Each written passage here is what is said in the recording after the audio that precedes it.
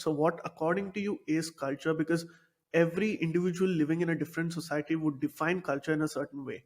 But obviously, we have a broader understanding of culture in that sense. So, what is the understanding of culture when it comes to Brihat and Brihat's work?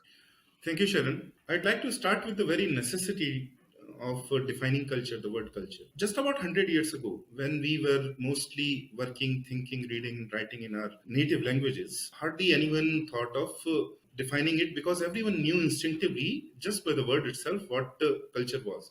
Because in Sanskrit mainly it is called as Sanskriti, and nature is called as Prakriti. The two words are very similar. It's very easy to understand what Sanskriti means, what Prakriti means. Prakriti is that which naturally is, and Sanskriti is that which we spiritually refine and create a civilization. But as soon as the word culture comes and we start reading definitions, the first definition that I read in a dictionary of culture, it was very particularly in the European colonial context, which is still largely used about a lot of things. That culture is that which man uses technology to battle against the forces of nature and to win against the forces of nature, and that is culture.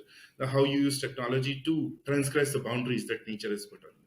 But that is not something a Hindu would experience culture as. That is not something a man from a traditional society, a person from a traditional society would experience culture as.